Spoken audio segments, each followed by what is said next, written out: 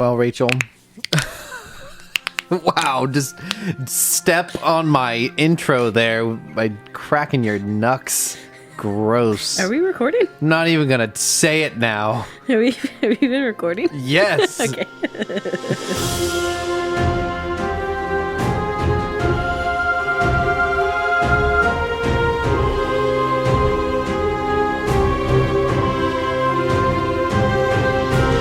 It's Wednesday night, and we are here in Rachel's apartment, which means it's Starformers night. Welcome to Rebels and Robots, episode 38, with Cameron and Rachel. This is our weekly chat about Star Wars and Transformers. Today we'll be talking about the season finale. Cameron, my headphones aren't plugged in. It's just like, oh, this is weirdly quiet this week. Yeah, I'm like, oh, gosh. Rachel needs me to do everything for her, I suppose. I'm the tech guy. It's my job. Tech. The tech guy? I do tech. Athena edits. What do you do, Rachel? You do the news. That's your job. And you provide the apartment. I provide the editor, too. That's true. Yes. Your child, as you said you're going to lie about earlier, but that's a different topic. Gosh. Today we're talking about the season finale of Ahsoka, season 1. Part 8 is the particular episode, the Jedi, the Witch, and the Warlord. I went too far into what it sounds like. But before we talk about this week's episode, as always, we talk about recent thoughts and news and whatever we've happened to us in the last week related to Star Wars and Transformers. Rachel, what do you got this week? Oh, gosh. Okay, I got a lot. We sat down to watch an episode of Transformers G1 tonight, and she just went, Cameron, and she held her phone up to me and started scrolling through her note. And it took her a while to get through it. A second. So, I mean, we'll talk about this more, but yesterday's episode is Ray Stevenson's last performance. Presumably, yeah. Presumably, yes. Unless they sneak out a season 2 that they've already filmed. Yeah. But I don't think that'll be the case because a season 2 hasn't been even greenlit yet. So last performance in anything or just Star Wars? I think it might be anything. I would not be surprised. Well, he died on the set, or at least in the Italian midst of shooting. Movie. Now, whether that movie will get released, I imagine they'll probably finish it. But yeah. Also, did you have anything else on top of that? Because there was another anniversary of yesterday, as far as I saw. Oh, I got you got that? Okay, I'll let you. Okay, so first of all, I have some other some important news. Sabine's Loth cat has a name. Oh, his name is Merle. Merle. What a lovely cat. And name. yesterday they were Star Wars TikTok was live streaming like a looped video of Merle sleeping. Very adorable. The Galactic Star Cruiser officially closed on September 29th. Wow, they announced that a while ago. Mm-hmm. It took them a while to get to that. I think they were finishing out some reservations. Yeah. And a decent amount. I got too much news. I barely even talked. So I have quite a bit. So as we know, in episode 7 of Ahsoka, we got a C-3PO appearance, and that is played by his original actor, and this marks Daniels' 12th appearance as C-3PO, which is across projects. So you've got 9 movies? There's 11 movies total, and he's not in Solo or... well, he's in Rogue One. Mm-hmm. So I guess he's in 10 out of 11 movies? And I'm getting my other... Ahsoka and then Rebels. Okay, so like mainline stuff. Live action. It's his... That is probably the live action, because he's done a ton of voice work. Because he did... Like, pretty much anything that includes C-3PO, it's almost always him. I believe. Let me double check. Because he did, like, there was the Rebels, the Droids Anthony cartoon Daniels, in the 80s. He's done like various stuff, so I'm interested in what's being considered in appearances in that. I do believe it might be live action. I don't know what happened with my phone. 10 out of 11 movies. That's pretty crazy. But Daniels is the only one to be in all 9 films. He's also in the 2008 Clone Wars film. And various related television series. Now, when they say in, is Kenny Baker the little person who's R2-D2? Is he not in all 9. He may have died actually before they made 9. I'm pretty sure he died. Yeah. Like, so did he die before they made, like, when did he die? I thought he died quite a bit ago. Oh yeah, he died in 2016. So he probably. Yeah, I was gonna say. Yeah. Okay, that makes sense. That makes sense that he was not. So he was in. They were the only 2 who were in the original 6, but Anthony Daniels is the only one who's on all 9 of the Skywalker saga, as it's now called. Let me see if Star Wars Council has the list. Because I was dumb and took a screenshot, and I was like, surely Cameron's not going to ask me things he'll know. I was like, surely Cameron's going to know. The last theatrically released movie, period, that Kenny Baker was involved with was Episode 3. Okay. A New Hope, Empire Strikes Back, Return of the Jedi, Phantom Menace, Attack of the Clones, Revenge of the Sith, Force Awakens, Star Wars Story, Last Jedi, Rise of Skywalker, Kenobi, and Ahsoka. So live action specifically. Yeah, that makes sense. But more than any other character. Yeah, that's like, very interesting. Of the original set. Yeah, because even like all these like Lego Star Wars shorts, just the Summer Vacation one and the Holiday Special one. Okay, yeah, and like in the actual Dave video Filoni games, probably just texts him. You want to come on set? Ralph breaks the internet. Like just anything you see C-3PO, and that's hard to say. It's Anthony. It's very likely to be him. Disney Infinity. Little thing called Star Wars Rebels. Very niche show for those of you that haven't watched it. He actually did something that wasn't Star Wars as a narrator. That's nerd. I wonder. He played himself in a movie. Nice. Anyways, what else you got? So we can talk about the anniversary. So yesterday, October 3rd, was a big anniversary day for Star Wars. First off, in 2008, it marks the premiere of the Clone Wars series. Yep.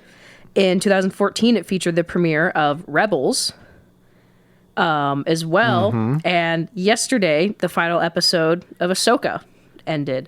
So 15 years of Ahsoka, really. Yeah, that's really cool. So that was pretty cool. Okay, sorry. I'm trying to... Cameron's still thinking about Anthony Daniels. I'm reading an article here entitled Transformers Makes Mark Wahlberg's Franchise Return Impossible. Good. It's some sort... Good. Yeah, I'm trying to... And that's a bad... Why is that written like it's a bad thing? I'm trying to skim through the junk here to see if there's a... to actually find the answer here. Oh, because... it's only because there's a reference to actual Mark Wahlberg in... Good. Rise of the Beast. Good. That doesn't make it impossible. It does, and I'm okay with it. Anyways. There's like so much Athena hair on this mic. Are you sure it's Athena hair or just hair? I know our editor. Well, I've got a few things here as well. I've got quite a few things. So there, I sent you an image this last week of there's a fun parallel from a few episodes back of Ahsoka of the way Anakin is revealed at the end of episode 4. Yes. Of part 4 of Ahsoka, and 2 episodes later, when at the last second of the episode Ezra is revealed, it is similar. an incredibly similar shot structure. Yes. I sent the image to you and I said, I can't believe we didn't catch this so obvious. You said, bro, we got a case of the big dumb. So that was great. What other news you got? Okay. Respawn are allegedly developing a Star Wars first-person shooter game, led by Peter Hirschman. And so Peter Hirschman has previously been directly involved in the development of Battlefront 2, 2005. Nice. And The Force Unleashed. So, I mean, whether or not it happens, we've heard about Eclipse for a long time. So, I don't know if that's actually going to be a thing. But, it's exciting to think about. It's good to have hope about various things. So Respawn is the company that made Jedi Fallen Order. Yes. As well as Titanfall, another very popular EA, first-person shooter. Yeah. Well, it looks like they probably EA is like the publisher. Yeah, the publisher. But it looks But like yeah, Respawn Respawn. is the actual like creators. And we talked last week that Respawn is working on, because Cameron Monaghan confirmed. Third Jedi. Third game. Jedi. Woo! Not surprising whatsoever. What else I got? I've got here just a little tidbit that I did not realize. So we do know, I think most people know at this point, if you know what Dave Filoni looks like, he's got a character in Mandalorian. Trapper Wolf. That's the bit I did not know, that his name was Trapper Wolf. And he even has wolves on his X-Wing pilot helmet. It's always something with this guy. You didn't know that? It's just like... You can buy a Black Series figure of him. Oh, can you really? That's hilarious. Because you can also buy the George Lucas Stormtrooper one. That's great. Just this guy's wolf obsession has gone too far. The fact that he probably owns one. Put himself in the show and gave himself the name Wolf. You know what? If I could put myself in a Star Wars show, I'd do it. I think he should. Man has the control that we all want. It was like one of those like forehead slap moments when I realized. What else you got? So a callback to Visions. So the Aardman animation, famously known for the Wallace and Gromit. Yep. I Am Your... they're short from Visions Volume 2. I Am Your Mother has won Best Animation at the Venice TV Awards. Huh. So... That's interesting. I wonder if any of the other Star Wars Vision shorts were submitted to that. Because as much as I have an intensely high degree of respect for stop motion. But if it ain't Isle of Dogs, Cameron don't want it. No. I love mini stop motion movies. Kidding. I would have chosen a different short from Visions probably, but that stop motion is absolutely beautiful. So props to them and congratulations to them. They probably need the money. I don't know. Maybe those Wallace and Gromit residual checks keep coming in. Probably a lot of merch sold. It's trending on TikTok right now, so they're probably getting something. That's great. Here's just another fun little parallel that I don't know if it was intentional or not, but it's a lot of fun. What the heck? Was that your next one too? It's so in this last episode, something we didn't know because it's a very small, brief moment. We mentioned that the little turtle guys, when they're fighting the raiders, they were just throwing stuff at them. Well, that's not entirely true. There's one other thing they did. They used, well, at least one of them used a slingshot. Famously, that was Ezra's original weapon before he had a lightsaber. He had like this like plasma slingshot like on his arm, and I'm not realizing it's pretty darn similar to David and Goliath? No. That's Omega's crossbow. From Bad Batch is a very similar how like the I don't know the terminology. The like string that you pull back on a bow. Yeah. Is the bowstring. Oh, yeah. There you go. I thought I had a more technical term than that. The bowstring is itself a laser, and it releases a big bolt of laser in Bad Batch. And here, the strings on his... Gosh, I've already forgotten what it's called. Rebels on a slingshot? They're electrified. Slingshot, yeah. So that's kind of an interesting parallel in those designs. What else you got, Rachel? A very important image that someone got from episode 7. I found it on Twitter, and it was just really funny. Yes. Yeah, a lot of people have been memeing that image. It's just Ezra falling out of his little mobile home. No, it's him getting thrown against it. Oh, that's right. Yeah, he wasn't falling out of it. It's all blurred. It's so Yep, funny. good meme material, that one. We don't have to read this one, but because I follow our Facebook page and because Cameron follows terrible Snoke theories daily, I saw the worst thing my eyes have been graced with the other day. I don't know what it is, but I'm excited. Oh, I just want you to read it. I think I showed it to you. It is an image of Snoke and his first mate Enoch walking, and their hands are suspiciously close to one another. And the caption just says, "Clearly they explored each other's bodies. Also, he's Snoke." I'm blaming you that was suggested on my social media. There was another one that said, "Oh gosh, I hate it."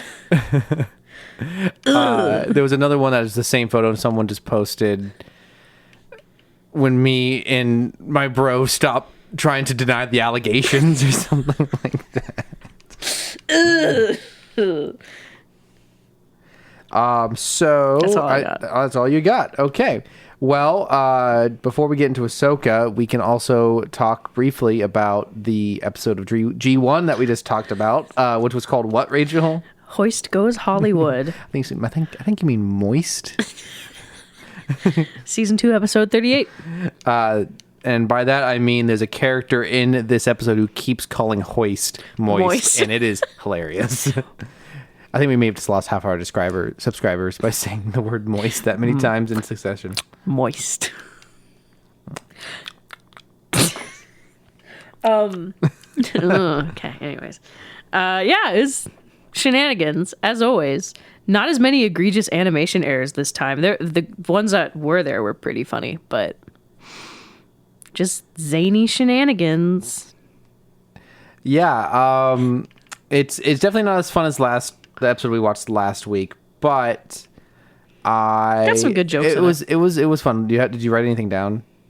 So basically, the synopsis is that the Autobots get tangled up. Some of them get cast in a Hollywood movie as stunt doubles.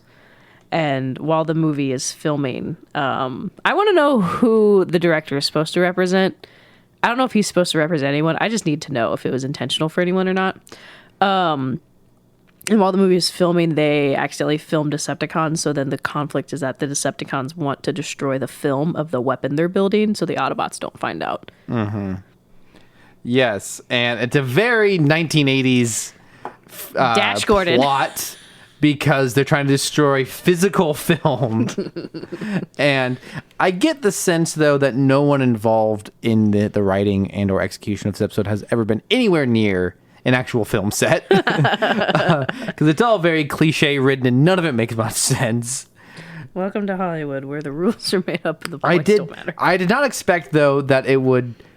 So one Autobot gets hired to work on a film set, and a bunch of other ones crash in, also want to be part of the filmmaking process, and they all want to be actual actors, which I did not see coming, which I think is very funny.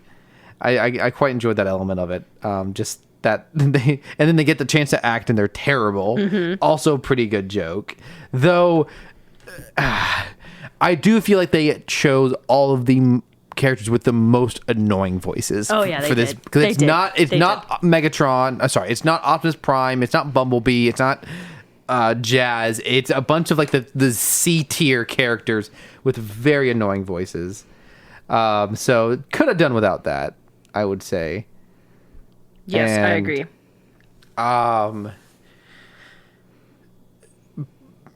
It's always funny the more comedic episodes really make the villains seem even dumber than they usually are because hey, do you know who we never saw again at the end of the episode?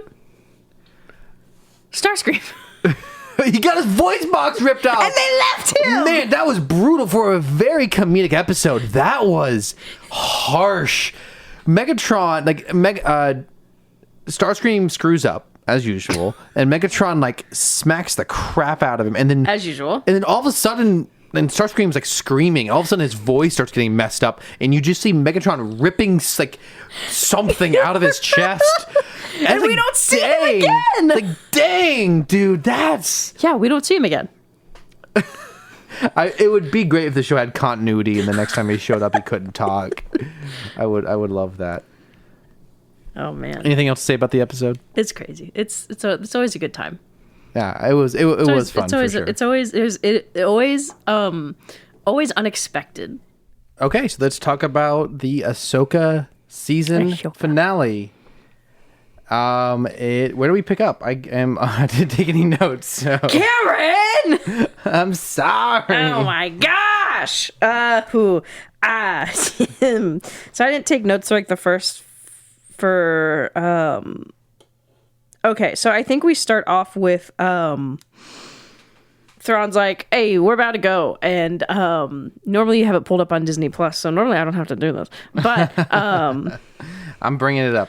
So we see, basically, long story short, Morgan Elsbeth is being rewarded in a way for her sacrifices, in which she is made into what I'm guessing is a great mother or something of that sect. Yeah. Because they do a weird little ritual, and one of the great mothers puts her hands on her face and like burns into her skin the handprints. Yeah, it looks like if someone just had ash on their hands, they touched you in the face and it just stays there. Yeah, just Simba. It's a bit silly looking, if I'm being honest. And her eyes go all black. And then what they do is they give her a weapon. They like tear open this space, this nothingness. Yeah. It's like rips like They manifest it. it's like episode of SpongeBob where there's like a magic zipper that the Flying Dutchman has is like floating in the air. That's kind of what it's like. But so anyways, so they give her a blade called the Blade of Talzin, and that actually got my attention. Yeah, you reacted while we were watching. What is the significance of that name? The last Great Mother we've seen, at least in Clone Wars, her name was Mother Talzin. So here's the thing. I don't know if that is like, if the Blade of Talzin came first. She had a very, very, very similar blade in Clone Wars, Mother Talzin. And so I don't know if it was like named for her or maybe they were named after the same thing. The downside is that Mother Talzin dies in the Mace Windu and Jar Jar arc. That's hilarious. No, That's it's so awful. funny. Sorry,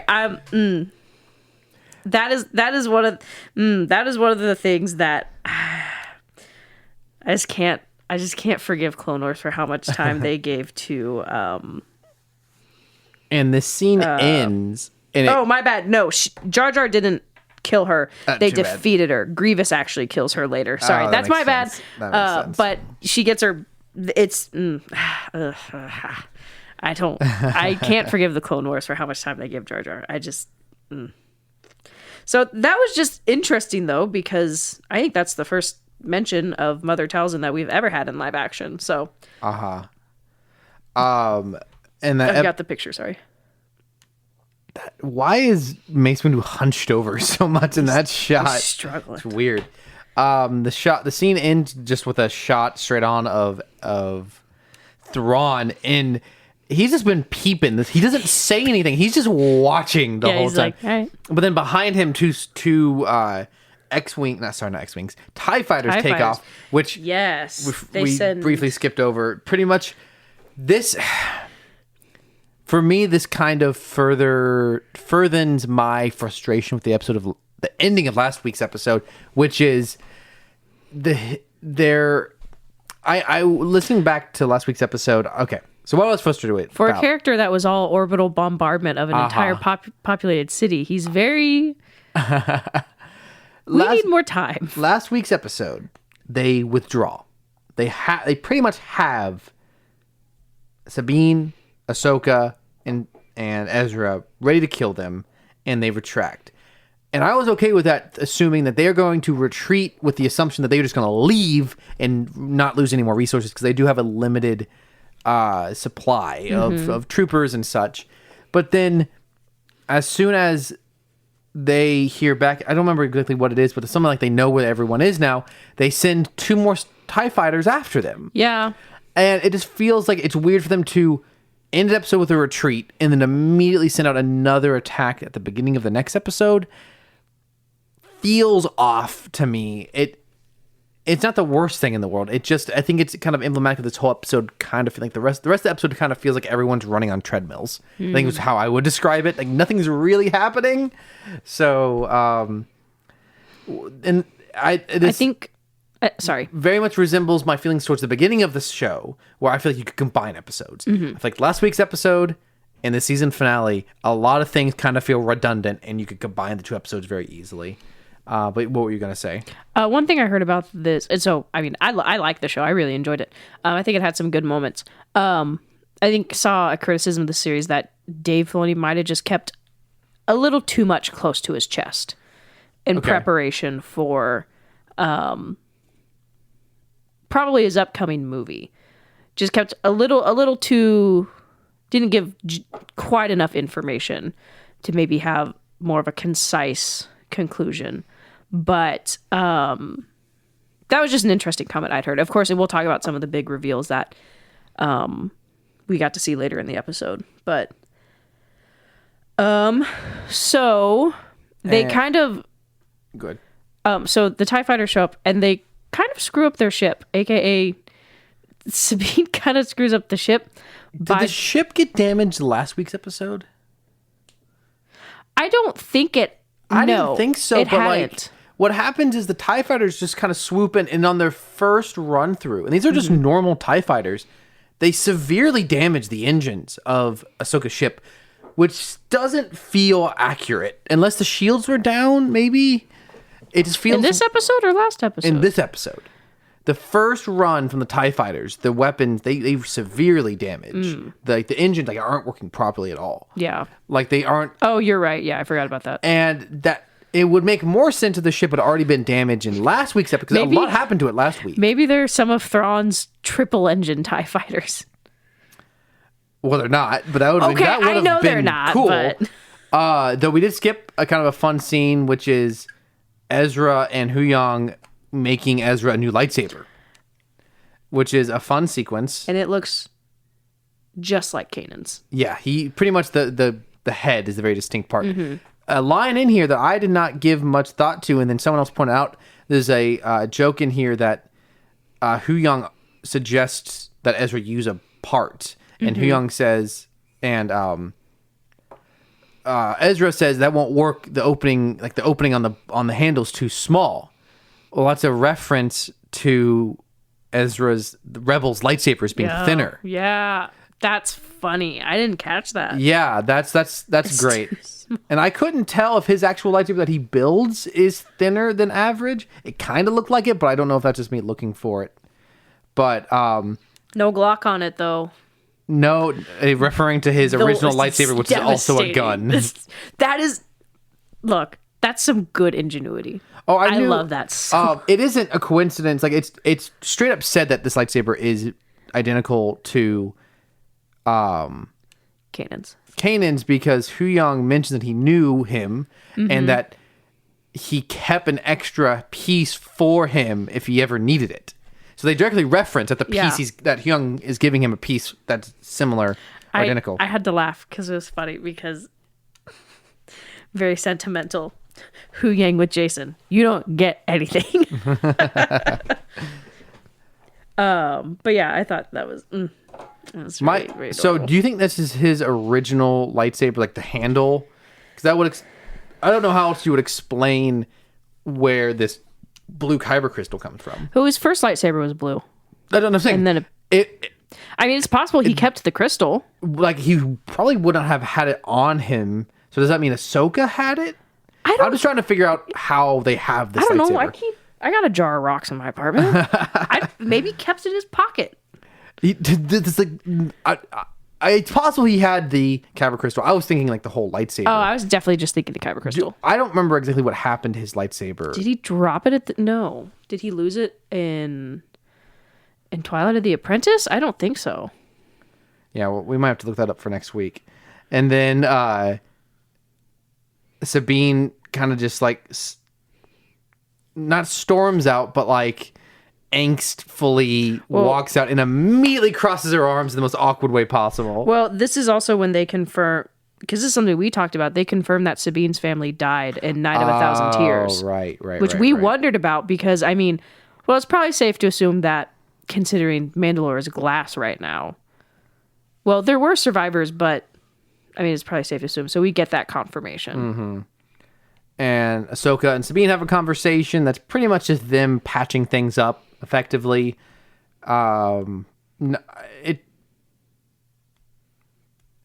This scene doesn't accomplish as much as I would hope a conversation between these two in the season finale would, but it's not nothing. It's a decent emotional beat between the two of them. It does show. It's kind of confirmation that Ahsoka's willing to take Sabine back on as her apprentice, and that it's a conversation of Ahsoka, like they're able to be softer toward one another after kind of the lessons they've both learned along the way. The real Jedi lessons with the friends we made along the way. Well, Ahsoka tells her being a Jedi isn't just about holding a lightsaber, which is similar almost the exact quote of what Kanan said to Sabine when he was training her to fight with the Darksaber. He's like, being a Jedi isn't just about holding a laser sword or something like that. Yeah. Something in very Freddie Prinze Jr. ease. But so kind of like a callback to that, and also a callback to the Jedi are more than just soldiers in general. Yeah. So and then the TIE fighters show up, and it cuts into the cockpit, and we get to see what the night trooper pilots look like. yeah, And it's not too surprising based off what we've already seen, but like they look sick. They've got golden cracks in their helmet. They've got red stripes. I've always been a huge fan of the Stormtrooper pilot design. They're black. It's pretty much like if you took a Stormtrooper helmet but put another helmet on top of it, pretty much. They look great, though. They're very menacing. And they're able to damage the ship starts going down. I just can't believe that 2 TIE fighters on their first... I think they probably come in too quickly. The shields are probably for the not ships up. to come up, yeah. And so Ezra and Ahsoka jump under the ship and, using the Force, stop it from crushing all of the turtle people. And Ezra continues to yell at them, telling them what to do. His relationship with the turtle people is phenomenal. Imagine if that's what Ahsoka season 1 was. It's just Ezra. Yeah. His journey I'm now realizing the way this... and we'll get to it. The way this episode ends... That's a highlight. The fact that we'll get to see more of these turtle people. I'd not thought about that till just now. That's definitely a bright point in what they're promising for Ahsoka season 2. Very exciting. And then they kind of get the ship back up and running pretty quickly. And when the TIE fighters come back around for another pass, Sabine just launches the ship and flies straight into the 2 TIE fighters. I think they could have done a bit better of a job of maybe the TIE fighters should have been closer, because they definitely have enough time to dodge her, and they just don't. And it's pretty dumb. And Sabine, this results in her crashing the ship, and then she has a very, very long walk back with no dialogue. She walks past Ezra and Ahsoka and says, "Got him." To me, this whole sequence reads as if Filoni was expecting the audience to be laughing this whole time. It's not funny. It's not even close to funny. This was Rick Furiyama. He directed it, but Filoni wrote it. So yes, sure. Whoever came up with this, the pacing of that scene, either thought it was very cool or very funny. Neither of which are true. Another emblematic thing of this episode of just a bunch of wasted space in a lot of unfortunate spaces, I think. We then... So they take the wolves back to the tower to stop Thrawn from leaving. Ezra, Sabine, and Ahsoka. They take the wolves? The little dog things that they were riding. Wait, who took them back? Ahsoka, Ezra, and Sabine took the wolves to go back to the tower to stop Thrawn from leaving. When you say they took... the way you said that, I thought that someone had taken it from them. No. I misunderstood the sentence. They found wolves and they rode them back. Yes, they get the... do we remember what they're called, those wolf things?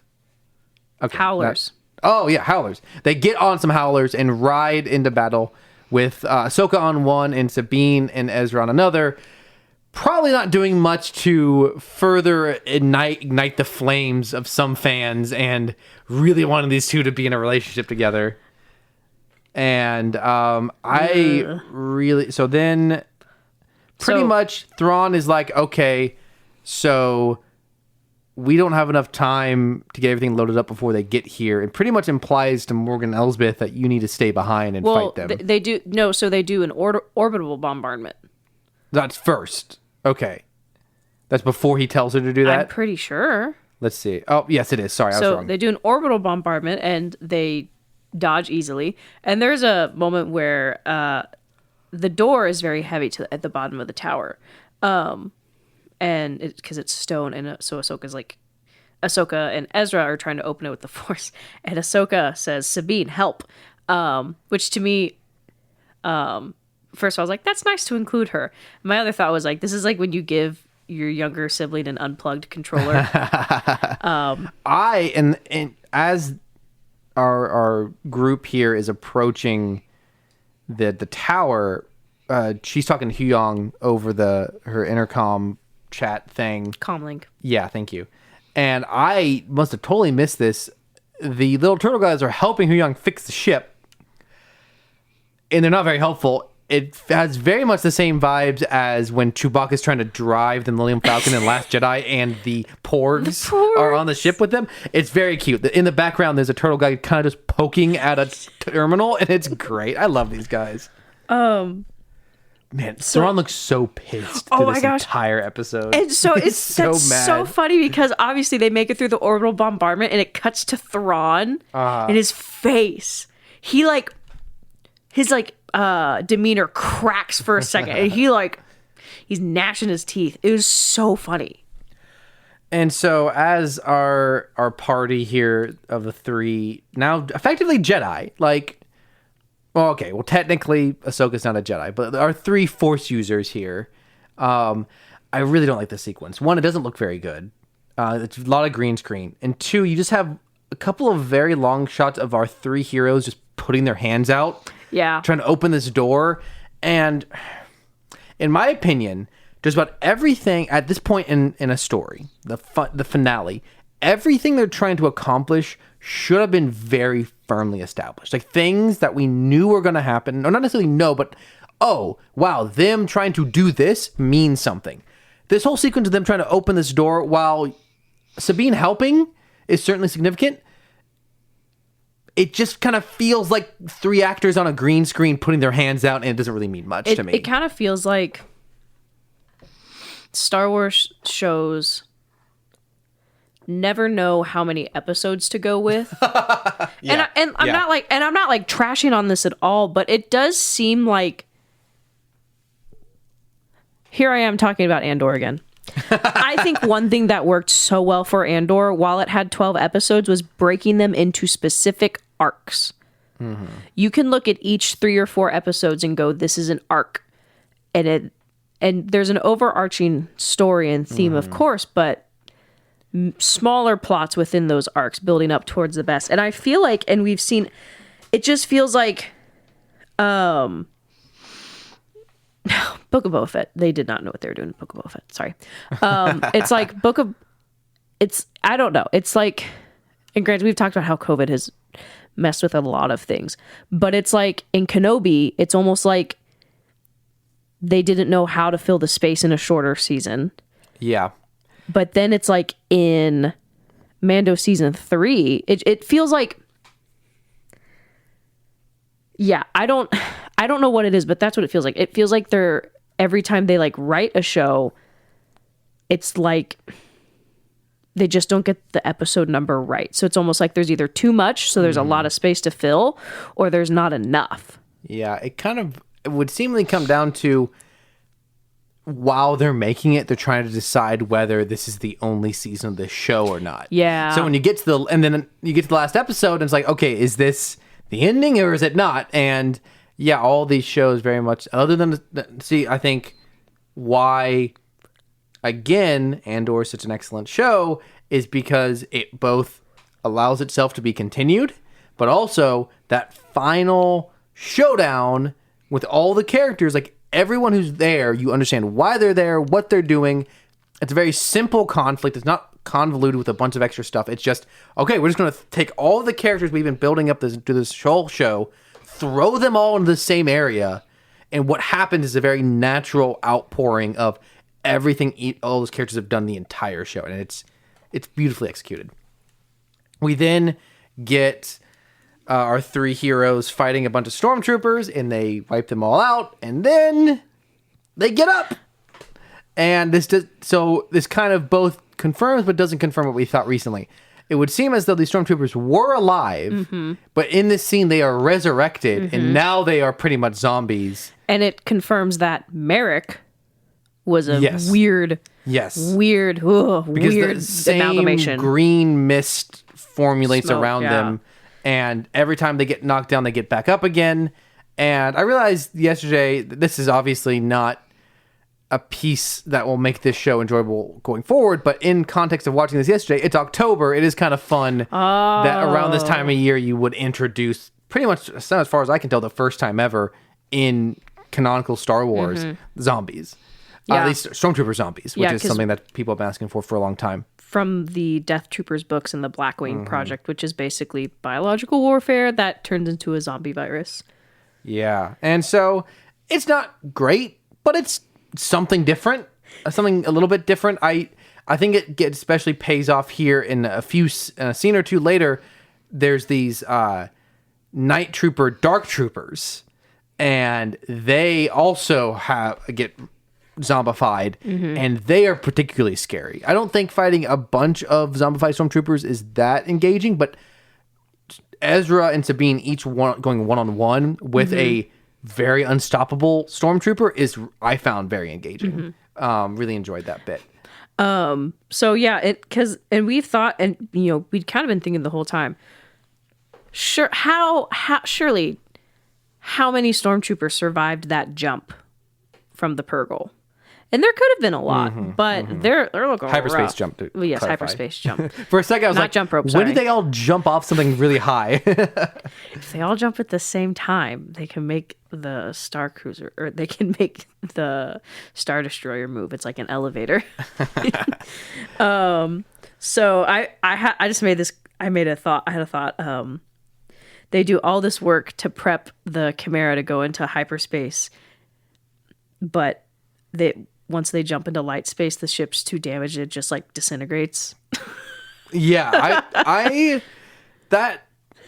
so Thrawn's Star Destroyer does not seem normal hyperspace. It doesn't feel like, one, does not feel like it should be able to leave the atmosphere. Two, it does not feel like it should be able to make a normal hyperspace jump. So therefore, I don't feel like it would at all stand a chance The against ring just leaves it behind. an intergalactic hyperspace. Yeah, just the ring just rips. That'd be the most likely scenario. That'd be so funny. Another thought before I forget. I think these lightsaber sequences are very aesthetically pleasing because you have Sabine with a green lightsaber, Ezra with a blue, and Ahsoka with her 2 white sabers. It just, those colors go together really well, I think. So one thing I had thought of, so this is at the area, so they're fighting the Dark Troopers, or the dead troopers, I don't know, the Night Troopers. And Thrawn looks at Morgan Elsbeth, and he's like, you're gonna have to stay behind to buy us time. And so he hops on the ship, and the ship starts preparing to leave. And one thing I noticed, so Morgan Elsbeth says, or maybe the Great Mothers tell her to stay behind or something. I don't know. I can't remember. It's Thrawn. It's Thrawn. Well, So one thing Morgan says is for Dathomir. Yeah, so Thrawn says for the Empire, and walks off, and she like kind of whispers for Dathomir. Which is really interesting.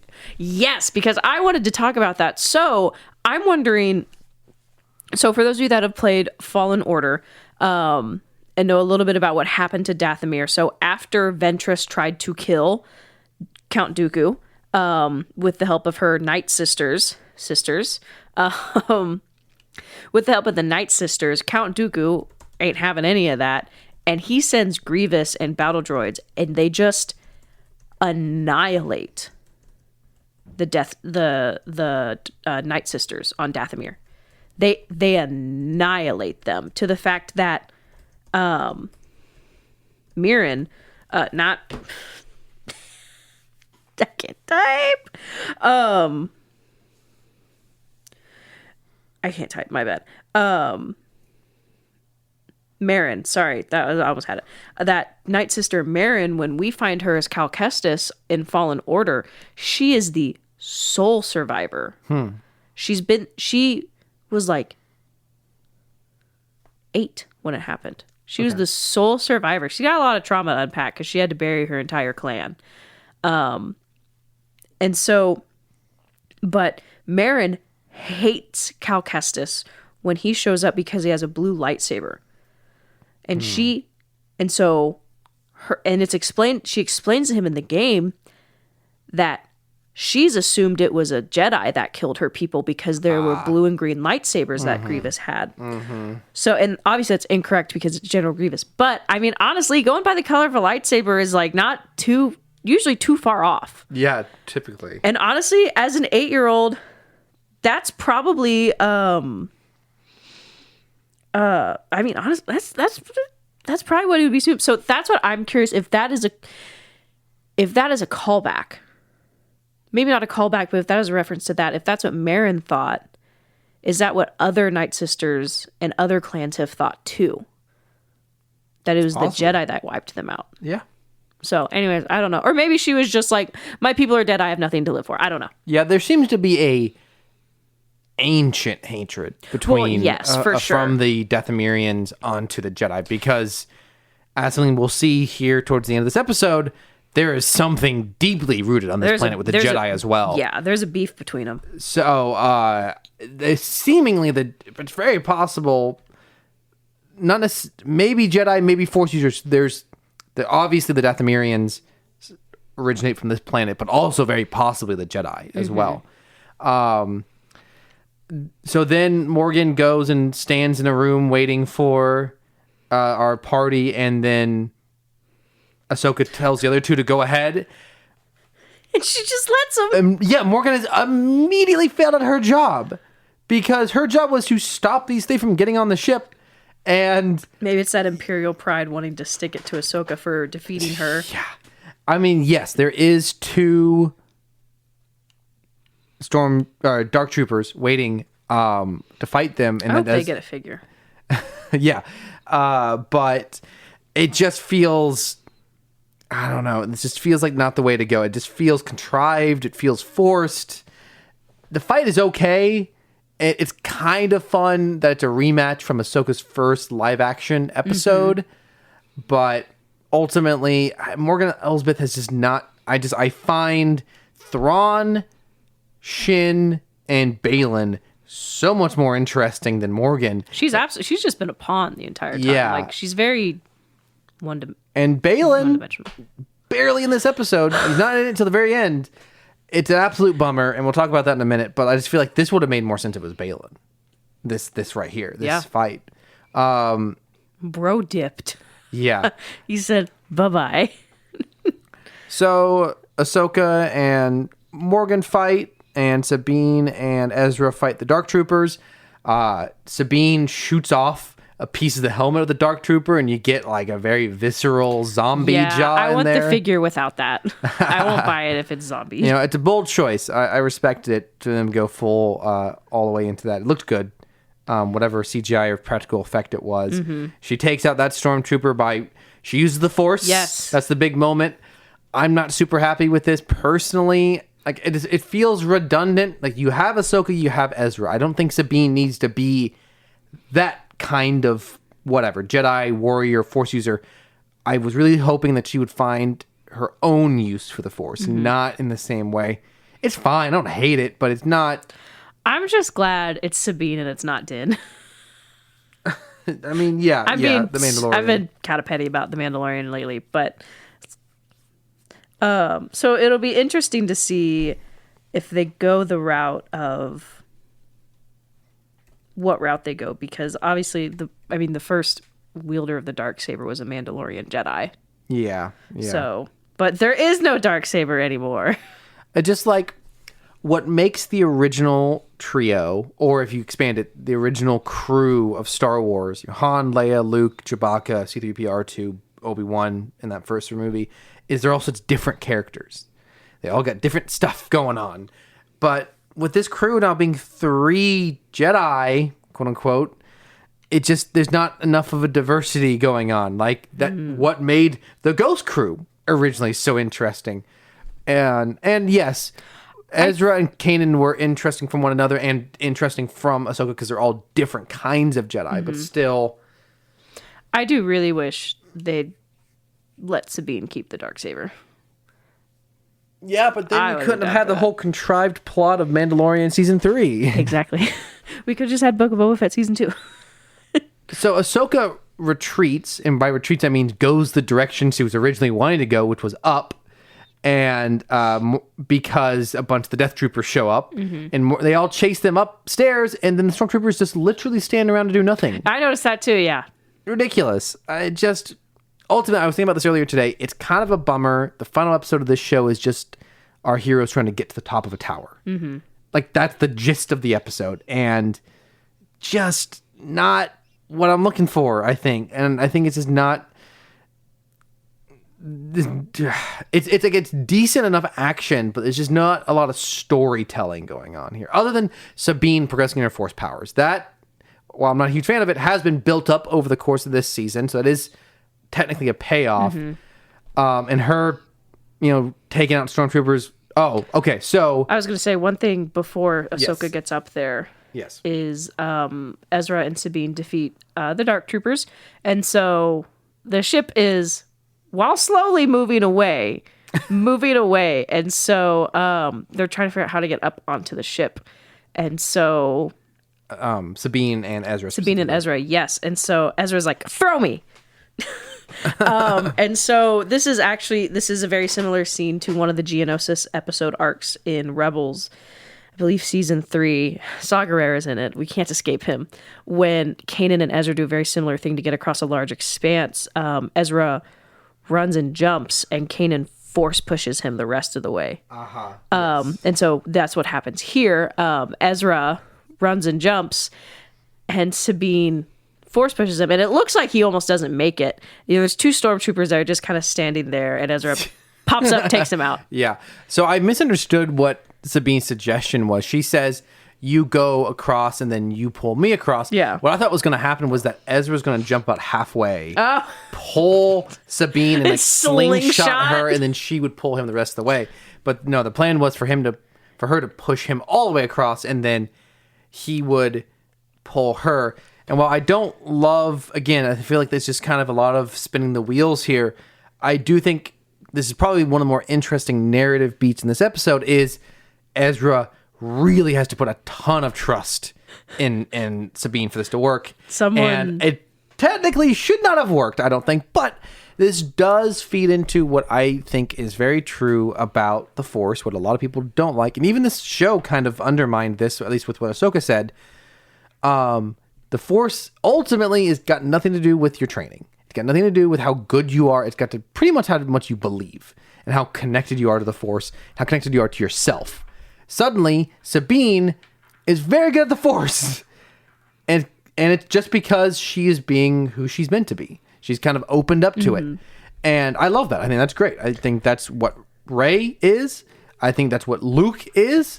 Because, again, it doesn't matter how much training or whatever, or much of a master Luke was, at the end of his life, he had shut himself off from the Force. And he does his most powerful act as a Jedi ever, not because he learned it, but because he believed he could. Anyways, so we think Sabine's going to go across. Yeah, I saw a tweet that says, love that Sabine manages to use the Force once just to pull her lightsaber over, and she is suddenly confident enough to hurl a grown man across a void. It's very on brand for her. And someone said she comes from a long line of unconventional, in parentheses, overconfident, and parentheses, Jedi. Yes, very true. Very true. So I thought that was cute. So we think Sabine is going to run off with Ezra. And that's when Ahsoka shows up. But then... I thought Ahsoka was going to push both of them, honestly. Yeah. Sabine, I thought it was about to be Ahsoka sacrifices herself so that they can get away. But no, Sabine stays behind and fights off a bunch of stormtroopers. Gun in her left hand, lightsaber in her right hand. Oh my gosh. Pretty sick. Okay. Pistol dual wielding is so cool. You can do it in Jedi Survivor. It is it's lightsaber dual wielding. Yes, pistol lightsaber dual wielding. It's so cool. Obi-Wan would probably say so uncivilized, but you know what? You look cool doing it, so why not? Absolutely. And so Sabine is fighting with Ahsoka. And Sabine is fighting with Ahsoka? Sabine, yeah, like they're fighting together. Oh, together, right. Yeah. Ahsoka kills Morgan. Yeah, she like rips Morgan's blade out of her hand and slashes her in the stomach with both the lightsaber and the blade. It's pretty brutal. And so then to escape, they jump off the edge of the tower. Meanwhile, Ezra starts looting the stormtrooper body. He's alone on the bridge or in the hangar of the stormtrooper. You leave Ezra alone for 5 minutes. Why is there only 2 stormtroopers in the freaking hangar? They knew there were dudes coming. They knew that these 3 were coming. Maybe they didn't think that they were going to make it. They could be zombies. They may not be very smart. Yeah. So Ezra starts looting, which is very on brand for him. To get a disguise. And so then Ahsoka and Sabine leap off the side of the cliff. And it's very obvious that they're not just going to leap off the side of the cliff. And Hu Yang shows up with the ship fixed, which is very nice. And so once they get settled, like the Chimera is like booking it up to that space ring. So they give chase. It's funny. I was kind of skipping through here, and I pretty much in skipping went straight from Sabine and Ahsoka landing on the ship to a shot of the ship flying away. And the way the ship works is it has like two wings that can either be horizontal or vertical. And I went straight from them jumping onto the wing to a shot of the ship flying away, and the wing went vertical. And I just had this thought in my mind of him accidentally activating that and just dumping them off the side. He didn't get the wings turned before they jumped it. They just fly down on either side.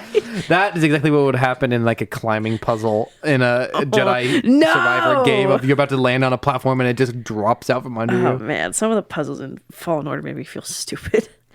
So they get in the ship and they almost catch up to Thrawn. Thrawn starts monologuing. Yeah, he gets on the I forgot about that. Gets on the intercom with Ahsoka and is pretty much just one stalling, two revealing that he knows that Anakin is her master and who he became. He's pretty much just playing some mental warfare with her. Yeah, and he calls her a Ronin, which if you've seen Star Wars Visions 1, that is the main season 1, that is the name of the former Sith character. Yeah, and so a Ronin was a kind of samurai in real life. I'm not really sure what that term means in this universe. I mean, it's a direct tie-in to the fact that the Jedi are heavily inspired by samurai. But I don't think I've ever heard the word Ronin in Star Wars before, so it's a bit of a strange choice. But it's cold nonetheless. And the ship takes off. Just dropping bars. Yeah. They take off. The Thrawn ship takes off, and before our heroes are able to catch up to him, and they are forced to return to what is the name of this planet again? I was actually kind of disappointed about that. Like I knew it couldn't happen, but I was like, oh man. So they're just gonna wait for the next whale bus. Yeah. And so they return to the planet. I can't believe we haven't made a My Neighbor Totoro joke yet. Cat bus, whale bus. Hadn't thought about it. I can't believe we haven't done that.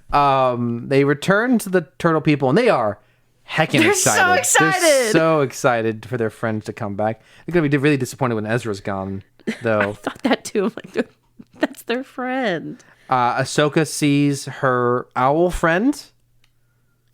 Morai, yes. Who is we've seen her a couple times. So Morai is the sister of the Mortis gods trios. You have the father, the sister, and the son. And the father is neutral. The sister is like the representation of the light side of the Force, and the son is the representation of the dark side of the Force, played by Sam Witwer.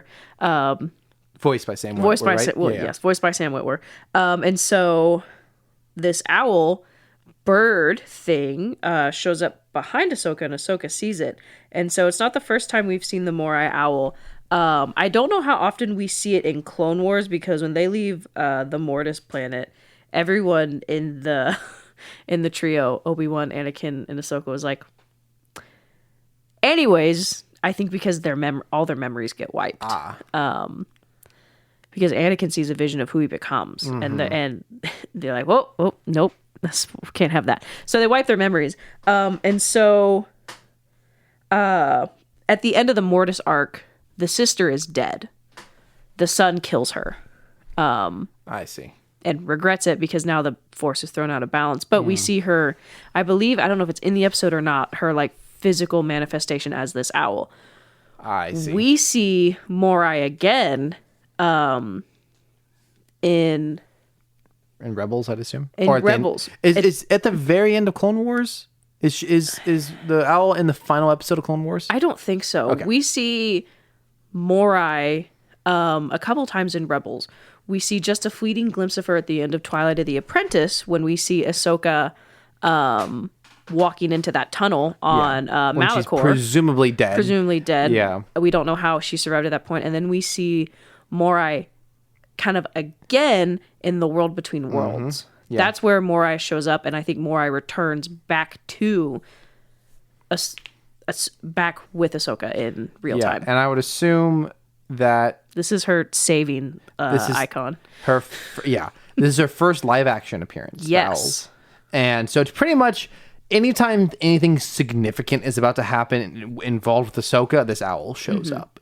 Which leads to a lot of speculation that because Anakin representing people, relating the Mortis gods to the three trio, the fathers, Obi-Wan, the son, is obviously Anakin. And so a lot of people are thinking that Ahsoka is like a representation of the daughter. Balin, Obi-Wan's brother, confirmed.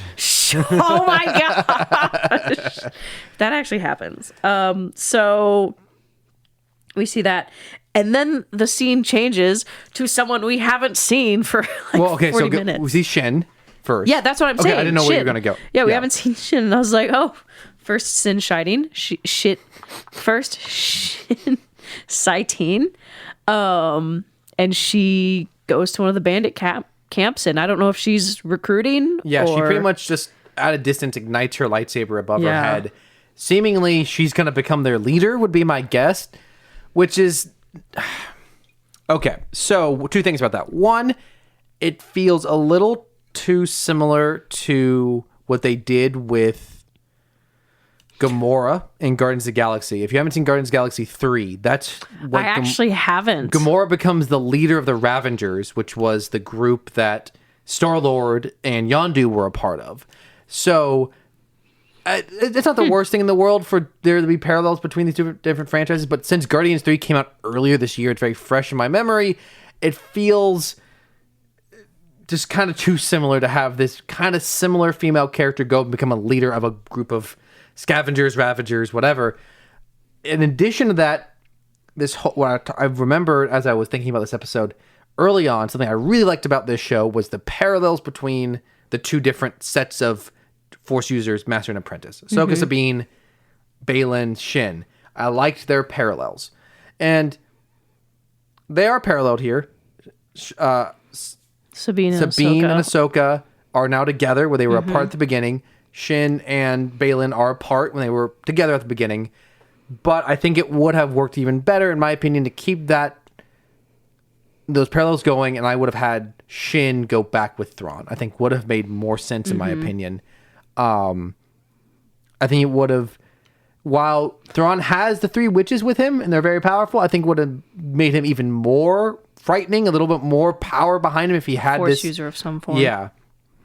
It's not the worst thing in the world. We'll see where it goes. I would have liked them to even stretch the parallels out even farther. Though, actually, now that I think about it, that's not the best parallel, technically speaking, because Ezra is the one who went, not Sabine. Sabine and Ahsoka are both on this planet. So, I guess it works enough. Again, talking about earlier, setup and payoff. We don't know anything about these Ravengers. They're not really characters. Do you mean... Or the scavengers, whatever they are. I know. I mean, I think that is a term that's kind of a sci-fi term. Yeah, the bandits of this wasteland. It doesn't feel like a payoff for this character to go and become. And maybe that's not what she's doing, but it just both her and Balin don't get very satisfying. While Sabine and Ahsoka don't really get conclusions to their story either. At least there's something going on there. Nonetheless, continue on. So then we finally get to see our other wayward Sith, Balin. And before we talk about the statue reveal, I thought of a really funny comment that got pushed to the side because of the statue reveal. So first of all, we see our man, Balin Scroll, once again standing pensively at a high This man has stood more than he has moved for the course of this show. That's why they gave him like a hallway scene. They had to have him do something. But gosh, he looks good doing it. And it zooms out, and you can see that he's standing on the statue of a figure. And my first thought was, Balin's been carving a mountain this whole episode. And it scrolls out. It zooms out, and that statue is revealed to be 2 of 3. Yes. And he is standing on the outstretched hand of a giant statue, carved statue of the father, Mortis God. To the father's left is the son, and to the father's right is a collapsed statue. There's no head, at least decapitated statue of the daughter. And very interesting. So the statue, so Balin is very specifically standing on the outstretched arm, which is pointing. It's pointing, and there's something there. Yes. It's very small. So he's looking at a big mountain range, which it's nice that the terrain of this planet changes. And there's some sort of yellow beacon. There's a very similar shot of Anakin looking at another mountain range on the Mortis planet at a beacon. Now, all right, we're going to get into some deep lore because this is a theory that's been running around a lot. So there is I can't remember if it's technically canon or legends. I don't know exactly how canon this is. I think it's more legends than canon, but it includes the Mortis gods. And so what it is that a lot of people are talking about the Abeloth theory. Okay. I don't know if you've heard of this. So basically, Abeloth is a 4th character of the Mortis gods trio. She eventually became called the Mother, but she was immortal, brought to serve them. But she became beloved by the family. She kept the peace between the 3, but she's still mortal. She grew old while the father and the children lived on. I have this screenshotted. And she feared she would lose her precious family. In a desperate attempt to hold on to the life she so loved, she drank from the font of power and bathed in the pool of knowledge on the Mortis planet. And her actions corrupted her, transforming the mother into the twisted immortal entity known as Abeloth. So looking into that further, almost, very kind of tree of knowledge, very kind of similar Genesis story relation. But so, excuse me. And so when this wasn't actually on the Mortis planet, it's a different planet, my bad. She's also known as beloved Queen of the Stars and bringer of chaos. And when the father found out about what she did, he just departed the planet and abandoned Abeloth. So there's a whole lot of lore. They tried to imprison her, and she's able to escape her prison whenever the current of the Force was altered and the flow of time changed. And every time that happened, they'd have to go back and imprison her again. So the cycle repeated until the death of the trio in 21 BBY. So this is where it kind of gets more into legends with Luke and Leia's children in the legends specifically. But so that's where some people are thinking this is going to end up. I don't know how I feel about that. Yeah. Just because because actually what it includes is a teaming up of Jedi and Sith to destroy her. So I don't know how far. I don't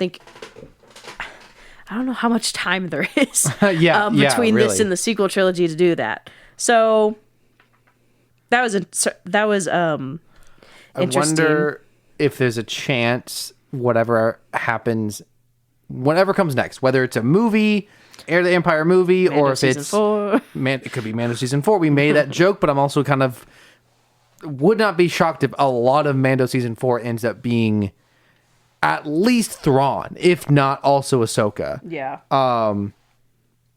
Whatever happens next, Ahsoka season 2, Mando season 4, Heir to the Empire movie.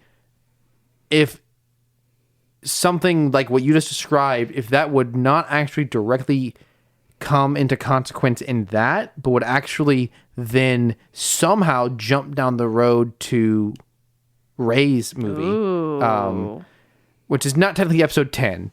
If you don't know, they are in the production of making a movie that's set after episode 9 that's about Rey making a new Jedi Order.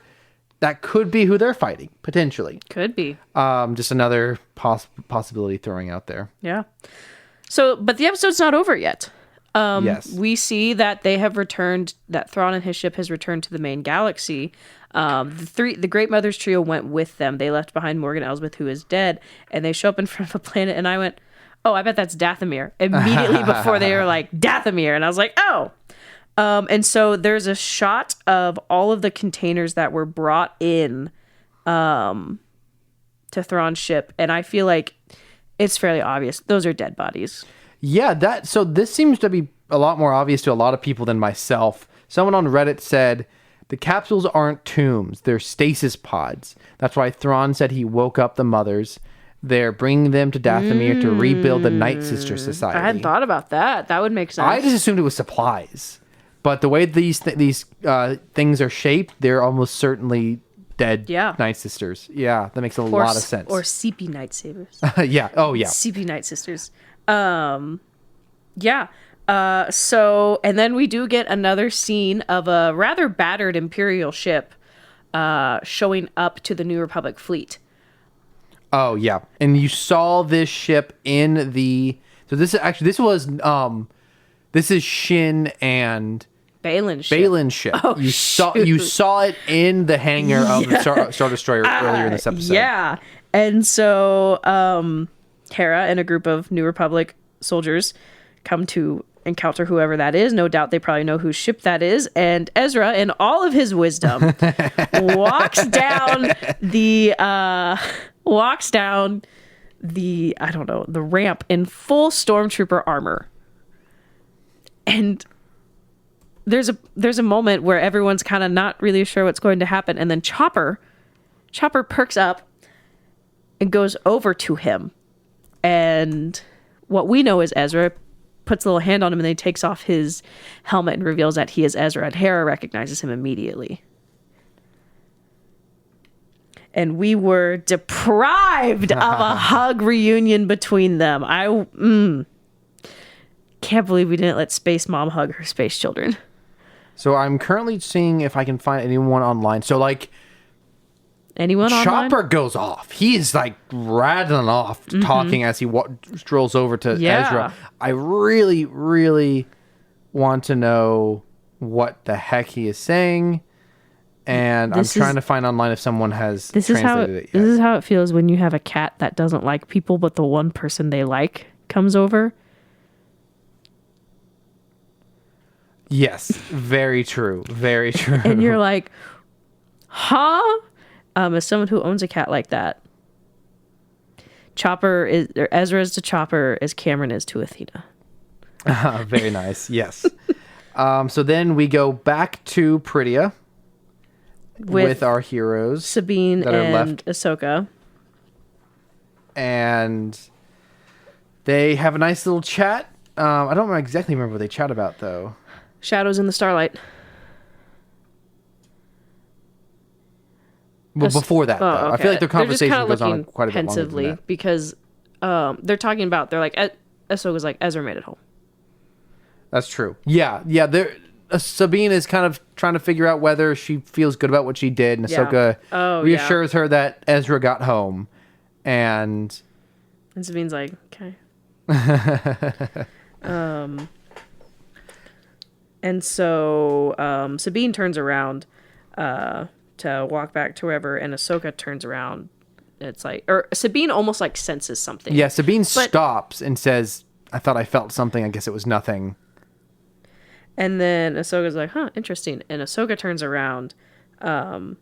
Stares for a long time at the camera, pretty much. And so she turns around, and the camera pans over, and who do we see? Thrawn the Prawn. No, a different blue man. A different blue man. Hayden Christensen as Force Ghost Anakin. Yeah, this is a nice moment. He has a little smile. Yeah, I think this really, not complicates, but adds more detail to the conversation of what exactly was it that Ahsoka interacted with. Yeah. And I think that really was Anakin. I think ultimately what that whole subplot implied was Anakin's Force Ghost was greatly conflicted. Mm-hmm. He still had dark side in him. Mm-hmm. And he needed Ahsoka just as much as she needed him, and it feels like he's actually finally at peace now after this. I think that's the implication I took away from it. This might be the last time we see Hayden Christensen Very possibly. in like a live action. He's Star Wars actually project, going to disappear for real. We'll never see Hayden Christensen ever again, no matter what. He's going back to Skywalker Ranch. Or whatever ranch he owns. My time has come. Now, disappears in some rose blossoms. Cherry blossoms. Cherry blossoms. Or no, it's peach blossoms. Our bad. Oh, I can't believe I've brought shame to my household by not remembering that. So while everyone on the internet was freaking out about Hayden Christensen, I personally heard the first note of the music playing at the end and lost Rachel, it. you all, I wish I had an audio recording of this. She was flipping out, dude. She could not handle this. I think I scared your wife. She was a ravenous beast, just flipping out at this song drop. What was it, Rachel? So they dropped where the sun sails and the moon walks, which is actually, so it's a track on the Rebels season 2. It is a track off the Rebels season 2 album, but it was never actually released. It's the same exact length as my favorite track, It's Over Now. And if you line up the scenes where the sun sails and the moon walks, matches up very, very similarly. So I don't think it's ever been confirmed, but it's an unreleased track, and it's pretty easy to guess that. Very easy to guess that this was probably the original music that was going to play during the end of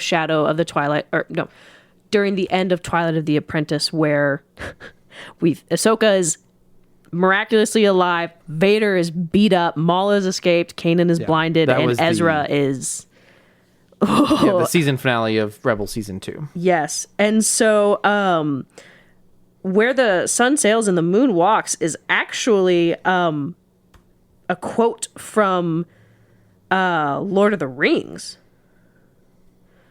So oh, interesting. So, okay, I had to look. I've never had the Lord of the Rings books. In Chapter 7, after the Eagles save... Actually, no, it's The Hobbit. My bad. In Chapter 7, after the Eagles save the dwarves / Gandalf Bilbo, there's a following passage. Farewell, they cried, wherever you fare till your Eries receive you at the journey's end. That is the polite thing to say among eagles. And may the wind under your wings bear you where the sun sails and the moon walks, answered Gandalf, who knew the correct reply. So there's actually been quite a few kind of Lord of the Rings similarities in this show. I mean, and we see it with the statue of the father. It looks like the statues, the big statues in Lord of the Rings. I don't know a thing about Lord of the Rings. I just know the movies are long. Don't Lotor. Do Lord of the Rings fans call it like Loter? They spell it out Lotr, but they say that out loud. I have no idea. Lord of the Rings is not that hard to say. No. Don't come out as ringers, whatever you call yourself. Tolkienites. Okay. So anyways, we're not that knowledgeable about Lord of the Rings, but anyways, that's pretty cool nonetheless. But anyways, so yes, safe to say I lost it.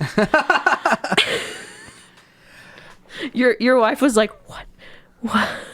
She's just like, what is it? Not ready for that level of nerdiness. No. Oh, gosh, I was losing it. So, this brings up a thought that people have had about Peridia. Is Peridia Mortis? Is it the same planet? Is it similar? How did they get to Mortis in Clone Wars? Like, where was it? They were, oh my gosh, they were like transported there via portal. Okay. So if I remember it could be anywhere then. Exactly. And so I don't know if it's Anakin or Obi-Wan, but they're like, we don't know where we are. And I think, and one of them references, we may not even be in our own galaxy at this point. Wow. That would be really interesting. That's certainly possible. So Dave Filoni's like, been cooking this for however, what 8 years? So that's the end of the season. How do you feel looking back over the whole show? How do you feel about the ending? What do you think, Rachel? It left me wanting more. Yeah, and in some good ways and some not so good ways. Like, it's a TV show, I get it, but this right here is why I really don't like television. Mm-hmm. Because, like, I think that obviously one of the closest things you have to television in the film world is the Marvel movies. Because there's always another Marvel movie. but every Marvel movie at least wraps up what's happening in that movie. Like, there's always a villain that's defeated. Like, there's always some level of closure within the plot of the story told in that movie. And most movies are very good at closing up their story. That's why I like films. Even movies that are part of stories close up their stories. Television, on the other hand, if they know that they're making another season of that show, that first season, like, I really liked, for example, the first season of The Boys. And then it just ends. And I've never bothered to watch it again for a lot of different reasons. One being, I'm just not interested in a show that's going to keep going on forever. Thankfully, I don't think Ahsoka is going to be that. Star Wars, thankfully, has not been that so far. But this is almost, at this point, when I got to the end of Ahsoka, I do think Ahsoka is better than The Mandalorian on whole. I think one of the things that didn't work out for me, I think one of the things, like, side tangent, one of the things that I think everyone liked about Mandalorian was it was just a guy in Star Wars, which actually, I think a lot of reasons why people like Andor. Well, I love Andor, so, you know, I'm biased. But it's a guy. It's someone in the grand scheme of the galaxy, just doing his own thing, mind his own business. And I think that was what was really charming about The Mandalorian. He got caught up in big things, you know, all of that. And I almost feel like they have, Mandalorian has lost that charm. Sure. Yeah. Yeah. I think the ending of season 2 is great. Mandalorian, I think, to its credit, is that it's so episodic that when a season would end, even with the pretty big cliffhanger at the end of season 2 where Grogu goes off with Luke, you're like, okay, if I never saw another episode of Mandalorian, it would be fine because they've told these complete stories. The fan fiction writers can handle the rest. Yeah. Like, I do want to know what happens to Grogu. Yeah. Very much so. Well, because what happens to Grogu? But I'm not left pulling my hair out that this season just ended just now, especially because that idea, you kind of know it through the course of the whole season too, that he might go with a Jedi, but you don't know who the Jedi is, because at first the Jedi you think is going to be Ahsoka. But with this show, it's like, this is a story we've been specifically waiting for years already. We've been waiting from the end, and this show doesn't end very much farther down the road from where Rebels ended. And this is where I feel like that comment on, I think someone thinking Dave just held a little too much close to his chest this time. I think the more I think about it, the more I'm kind of like, yeah, I think I kind of agree. Yeah, well, you're saying we needed more information. Yes, more information. And I understand, you know, they're holding stuff back because they're bringing it all into it. They're closing everything up in a movie. But it's almost like, I understand you don't want to close all of your threads, all your stories, but there's a lot of open threads in this. Yeah, it's a bummer this is a TV show because but that's the thing is, like, the Star Wars TV shows we've gotten so far, Book of Boba Fett, Andor, and Obi-Wan are mostly meant to be one season of a show. Book of Boba Fett obviously could very much use more story, but I think they very clearly wanted to see how successful it was, and I don't think it was successful enough for them to make more of it. I'm still waiting on that art of Book of Boba Fett. And Mando, while very clearly designed to have multiple seasons, each season works for the most part on its own. This doesn't really work on it. Like, it doesn't work as the beginning of a story because it's a continuation of Rebels. It doesn't work as the end of a story because it doesn't have an ending. Well, it was a very enjoyable ride. This really feels like the plot progression of like 3 or 4 episodes, not 9 episodes, not 8 episodes. But we are kind of being hard on it. It is very good. I did really enjoy the ride. Yeah. There's some really, really good stuff in here. All of the actors grew on me so fast. At first, I was not, I don't know the first episode, I was like, oh, I do not really know how I feel about Mary Winstead. I don't know how I feel about Natasha. I don't know how I feel about, I don't have any issues with Rosario Dawson, but that first episode, the chemistry those first was 3 episodes are not good. The chemistry was, but then for a lot of ways.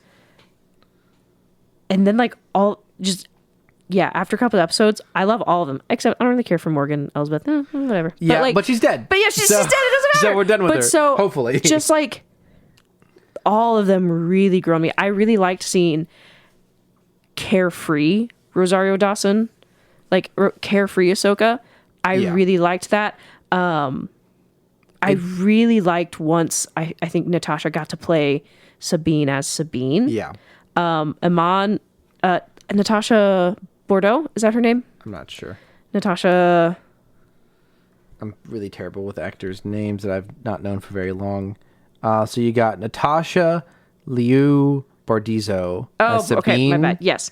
Amon Esfandi as Ezra. Oh my gosh. Brilliant. Top tier casting. Phenomenal. This guy nailed it. I think I feel like he sounds like Ezra. He sounds like an older Ezra to me. He watched every episode. Myself and I know my wife, and I would not be surprised if other people were a little concerned about his performance simply based off the hologram in the first episode. Yeah. It was very awkward, very weird. Tense. And that could not have been farther from his final performance. He just shows up and is Ezra. Yeah. It's really incredible. He's Ezra. That's top tier In casting. very much the same way... very much the same way that car is annoying me outside. No, and very much in the same way Ryan Gosling stole Barbie. Amon stole this show, at least for the second half. I think it's really, Ezra has a good day every day. Sabine only has a good day when Ezra looks at her. Just kidding, we love Sabine. Star Wars fans are going to mostly remember this show for the Anakin stuff, I think. Which is a bummer, I think. But that is the peak of the show. As much as I really love the good parts of this show, that episode 5, Anakin and Ahsoka in the world between worlds, not just because the fan service, way beyond the fan service, the visual storytelling, the character progression, it was pure emotion. It wasn't even plot driven. That episode, you could lift that episode out of the show and the show would make as much sense. It was purely that's the one episode of Ahsoka that is purely about Ahsoka. She gets to move on. We get to close up the loose threads from Clone Wars and Rebels as far as her character is concerned. Anakin's character gets his little final epilogue. It's one of the most dangerous things in storytelling is once you've had your final conclusion for a character to try to give them an epilogue later. It has gone, there's so many examples you could go down the list of when they don't work, but this is an example where it really did work to give Anakin because ultimately people wanted that in the sequel trilogy. And I don't think they were wrong for not including a lot of Force ghosts in the sequel trilogy, but it is nice to have at some point gotten in a canonical mainline live action Hayden Christensen conclusion for Anakin. I think in some of the Duel of the Fates drafts, he was supposed to come Wouldn't back. be surprised. But so, yeah, FYI, Duel of Fates was the original title for episode 9. Colin Trevorrow, I actually really would have loved to have seen that. Anyways, look up Mr. Sunday movies on YouTube. He did an animated version where he I didn't know that. Summarizes the script in a comedic way, and then they animated it, and it's very funny, but also a really good illustration of what that movie would have looked like too. But just the entire it grew on me. I love all of these actors. I mean, Ray Stevenson. It's actually I can't really describe how actually sad I am that we will not get to see Ray Stevenson again as Balin. Yeah, that's definitely something to talk about. Yeah. Oh my gosh. It's just...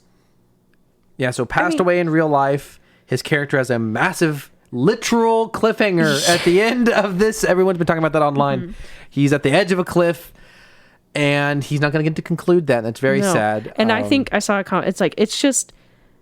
Some people have been talking about it, like Ray is never going to see how much people love his character. Yeah, really. And this isn't just a thing of it's because he passed away. No, he's such a good job. Character. And Ivana Sakno as Shin Hati, very good conflicted performance. Yeah, and it felt like their characters were really going places, and the season just ends and cuts them out of the season finale almost entirely. Yeah. So this, to me, ultimately, I'm almost judging this as I did Dune 1. The most recent Dune that was Dune Chapter 1, I think, or Dune Part 1. This feels like the first half of a story. This is very much, all right, this is the first beginning of this narrative, but it's clearly not over. There's a lot more to come. As far as, if you consider this like the first half of a story, very solid first half. I really want to, I think very much, I would very much encourage, and not that anyone's ever going to care about this, but Disney / Lucasfilm really need to recast Balin and not try to write him out of the show. Yeah. I think it would be a massive discredit to everything they did with his character. Disrespectful to Ray Stevenson. I think to just like try to like write him out or do something weird with him. Obviously, they had something huge planned for him. Yeah, just recast him. Get another actor. There's lots of big dudes in Hollywood who can do this. Don't get The Rock. No, not any big dude. He's a big dude, but it would just be a bummer to not get a proper conclusion for this character. And Ray Stevenson put a lot of work into this character, I think, and really made a character that was instantly iconic. I think he is instantly going to be a character can't a lot wait of people to pre-order those figures. A lot of dads and their daughters are going to be cosplaying as so Balin and Shin, I think, or 50-year-old men and their 25-year-old girlfriends. But we're not going to talk about that. There's truly a cosplay for everyone in this series. Lars Mikkelsen. Yeah, he can play himself. No, I meant Lars Mikkelsen as Thrawn. Oh, is a good cosplay. Yes. Why did you say the actor's name? Lars Mikkelsen as Thrawn was great. Oh, I thought you were talking about people someone could cosplay as. Lars, you want to cosplay as your character? Yeah, he was great. That's what Mads is going to cosplay for this year. He was great. Jason was tolerable, which I am actually surprised also by. A child. So. Yes, but like I thought potentially that character was going to be dreadful. David Tennant was killer, man. I mean, I had not seen any episode of him in Clone Wars, so I did not know. But like, it's David Tennant. You know, he's going to do a good job. But yeah, definitely, it's hard to pick a standout because the main crew was just so good, and it didn't look like it was going to be that way from episode 1, but it did end up that way. Well, I'm happy with the show. Even I think it's Zima, who played Senator Ziono. Yeah, hated him. Hate that character. It takes talent, to play a character in only such a few scenes. In the first introduction, everyone go, "Oh my gosh, I hate you." Characters we need to see more of: Captain Enoch, barely any screen time. The guy with the golden helmet. Yeah. Can't wait for him to get a scene. Oh man, he's a Boba Fett, isn't he? Or a Captain Phasma. A really cool character who now he's still alive.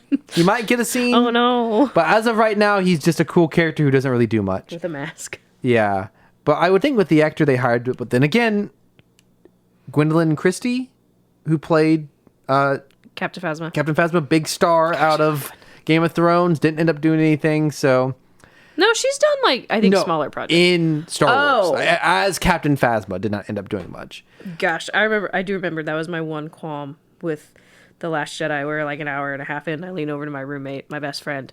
Where's Phasma? Yeah, that was a bummer for sure. Like 10 minutes before she showed up, and well, thank you for walking through this whole show with us. We've completed another show. This is our third Star Wars show. Oh my gosh! So far this year, 3 Star Wars shows, the entirety of the live action. Actually, no, we didn't do Bumblebee. So we did almost every Transformers film other than Bumblebee. Quite a few cartoons. Actually 4 shows if you include Visions. Yeah. So we've gotten through a lot so far this year. I think if everything if it had been a normal year, which when do those happen anymore? Don't get those anymore. Not the 2020s. No normal years.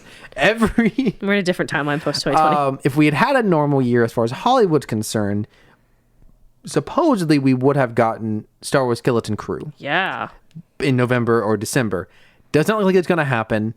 So we're not really sure what the rest of the year looks like, unfortunately. But next week we are going to talk about Star Wars: The Clone Wars animated film, which was the kickoff of the second animated show.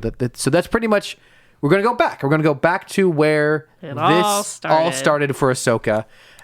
It's going to be a cringe fest. It's going to be bad. Like, Dave Filoni doesn't like the movie. The fans don't like the movie. Dave doesn't like it? I'm pretty sure because it's not meant to be a movie. I think I remember seeing something about him not. At the very least, he expressed a strong dislike for the fact that they were forced to make it into a movie when it was just meant to be the first 3 episodes of the show. But we'll see if there's some gold to mine there. It will be interesting to go at where we are now with Ahsoka, to go back and see where she started. You've never seen it.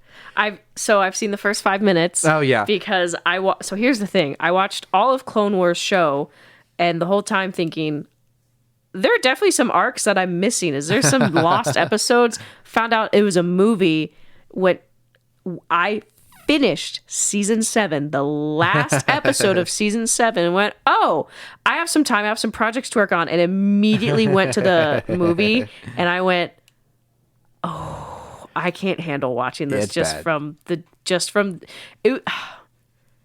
I struggled with it with Rebels a little bit too, because I got so used to the Clone Wars style, and then started with Rebels. I was like, I don't know how I feel, and so going from, and also on the Tales of Bad Batch, going from the ending of where Lucasfilm Animation was in season 7, which I mean, I don't really. Clone Wars styles is okay. It's not my favorite, but like going from that to the first one was like, season 7 is like funded by Disney. The last thing, they really put a lot of effort into it. They really know what they're doing with their animation. They've been doing it for a while. You go back to the beginning when it was like CGI on television in 2008. Not a thing. Very rare. Well, okay. You had. That's not true. You'd had like Jimmy Neutron and shows like that for quite a while. Top tier show, by the way. Yeah. And anyways, I haven't seen it since 2008 when I saw it in theaters. I remember coming out of it thinking it was okay, and then we'll talk about it next week. We've already gone way over on time, I think, for today, because we still have to do Meme Minute, but it's longer than a minute. But is it long enough? Oh, my cell phone flashlight has been on for who knows how long. It's a Purgle bus stop away. Meme Minute. That's quite a while. Do you have any videos to show this week? I do. I actually have 2 videos. And I'm actually being like you this time and pulling something up on Instagram, the app for old people. Okay. I'm kidding. Okay. I'm kidding. Okay. I'm kidding. Guy. What are you saying to me, guy? Okay, hold on. Hold on. Oh, I almost shared this one. It's Home Alone. Now it's Anakin. So it's the scene where the scary man next door is standing outside, but instead of the scary man, it's Anakin. And it's this when he killed the little kids in the Jedi Temple. Okay, I got another one. Good edit on that one. Leaving Willy Wonka's factory with no chocolate and a dead child. With no chocolate and a dead child. What an edit. So it's Anakin carrying his dead mother, but it's edited to be outside the Willy Wonka fence. That's a really good edit. It's so funny. Very dark. That's all the videos I got. Okay. So everyone knows the long-running joke of Palpatine saying ironic from episode 3, and then like you have the very famous Game Grumps video where they keep doing different puns of song. Well, I found a very long meme of other words that rhyme with ironic. So, and it has an image, and it has Palpatine saying the word. So you've got Y-Wings bombing a Star Destroyer, and he says ionic, which is the kind of bombs. And then you've got the Cantina Band, and it says symphonic. Obi-Wan saying, I love you, Anakin. Platonic. Obi-Wan amongst all the growing clones on Kamino. Embryonic. Oh my god. Anakin's metal hand. Bionic. The singing frog woman from episode 6. Size noodles! Yes. Harmonic. Jar Jar getting his head stuck in the beam between the pod racer pods. Moronic. Oh my gosh. Han Solo stuck in carbonite. Cryonic. Oh. You have Qui-Gon Jinn and Jyn Erso. Antonic. Jyn Antonic. Now that one's funny to me. I never thought about the fact they both have the same first name. Not spelled the same, but they both have the same Jin. You have just an Empire logo. Iconic. You have Kiandi Mundi as a hologram when he like hologrammed into the Jedi Council. Telephonic. Oh my God. And that's it. Oh man. A lot of effort went into that one. So this says, "Oh my gosh, leaked photos from the Ahsoka finale." Oh no! But no, wait, it gets better. Oh no! Oh gosh, it could be worse, John. It could always be worse. It could be worse. So someone has photoshopped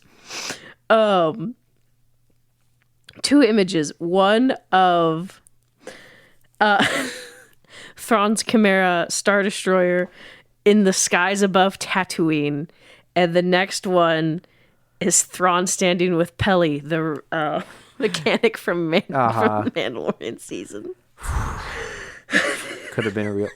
Oh, man. Yeah. So here we have from the end of Ahsoka Part 5. So Ahsoka is throwing. She steals Anakin's lightsaber from him and then like just throws it off the bridge. And then you have Anakin with his famous, semi-famous quote from Episode 2 when he got his lightsaber destroyed. Not again. Obi-Wan's gonna kill me. Oh. People have been putting this quote pretty much anytime something happens to the Anakin's lightsaber. It gets destroyed in Episode 8. It gets buried in Episode 9. Oh no. So another good Photoshop.